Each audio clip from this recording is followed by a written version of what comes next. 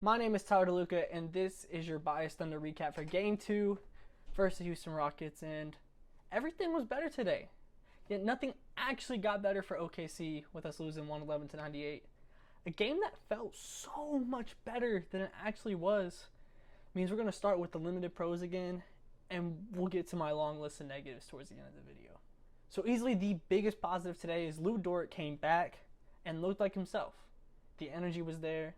The defense was there. He played some of the best defense I've seen on Harden in a minute. Harden is going to get his, but we limited that in a great way, and that was all thanks to Lu Dort.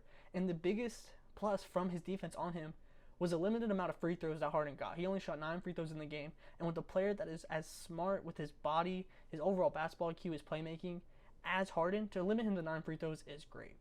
Another part that I really liked from Dort today is he maintained his confidence after starting 0 for 4 from deep. And as Thunder fans, we know how our wings can get sometimes if they miss a couple threes.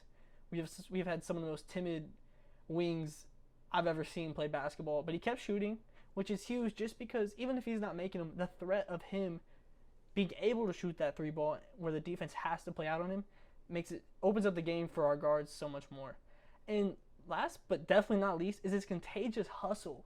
The difference in energy between game 1 and game 2 when Lu Dort is out there is immeasurable. And it provides such a big part of Dort's game and what he provides to the Thunder as a whole. So the second pro of today is easily just a huge welcome back to SGA. I don't know where you were game 1, but you came back game 2, scored 31 on 53% shooting, and did it in the perfect way. You played like yourself.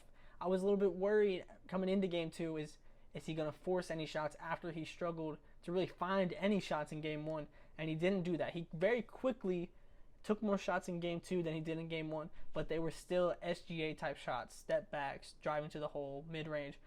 We take that all the time, and that shows the maturity of SGA as a second year player, which is going to be a huge pro for the Thunder for years to come. And honestly, he was really our really only offense tonight, it feel like. And if we're going to have any chance at all of coming back against this Houston team, he's going to have to continue to play his game at a high level, and we're going to need much more game 2 Shea compared to game 1. Those are the pros I have after another rough game. There's just 2. I wish there was more. I wish I could be more positive. I wish I could be happier in these videos, but that's it. It's not fun being a Thunder fan right now. And one of the biggest reasons we lost today's game was we have to win the non-Harden minutes.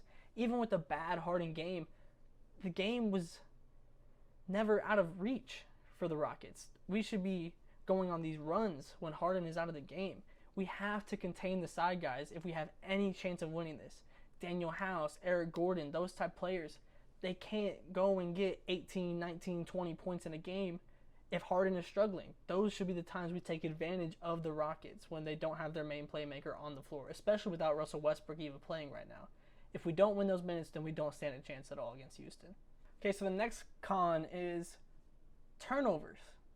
We didn't force a single turnover in the first half. And that's both a testament to Houston's great offense and especially James Harden's incredible playmaking and lazy defense. We have to have active hands on defense. It's not like they're not making some cross-court passes and things like that. We just have to be aware. I know everyone is so intent on focusing on the rotations, and obviously that's a huge part, but if our hands aren't active on the rotations, then it only does so much good. We have to cause some turnovers and get some easy buckets, especially with the defense that Houston is playing right now. Speaking of the Houston defense, we have to increase our ball movement speed. Houston switches on everything because of course they do with that lineup. There's no reason not to switch. And when we're slowing down our passes, if we pass and then hold the ball and wait for a screen that doesn't work, or we're just waiting to see what develops and nobody's moving, we make it so easy for the Houston defense just to sit down. They don't even have to switch at those points. We have to increase the speed. And we didn't resort to iso ball nearly as much as we did in game 1. But those moments when that's not us. That's not our team. That might have been last year's team or the year before. That's not this Thunder team. This Thunder team needs to be moving the ball at a very fast rate.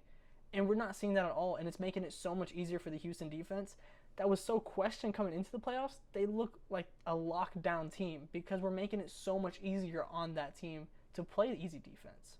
You know, I think one of our biggest problems has been our rotations on defense, and I think it's really important to note that sticking your arm out doesn't constitute as help defense. 9 times out of 10, all you're doing is moving yourself out of position for your man and not really causing a huge impact on the ball handler themselves.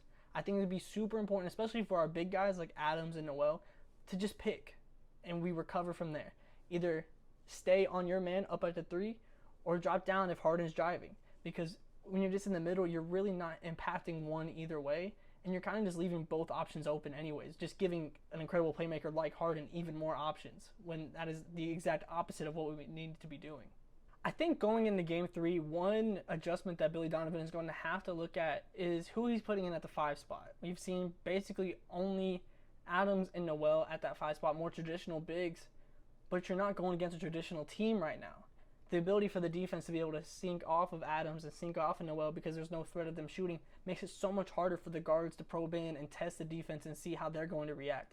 And it also allows for their wings to just absolutely crash down on Adams and Noel whenever they get the ball in the post. I think at some point we have to look at using Gallinari, at using Baisley at that 5 spot to stretch the floor, and Houston doesn't have the size to punish them while they're in the game. I mean, Adams and Noel hasn't really been working all that well. We're not really out-rebounding them a ton. It doesn't feel like we have a dominant force in there, so we're going to have to try something new at some point. Okay, so my final point is kind of just a generic one. Chris Paul's got to be better.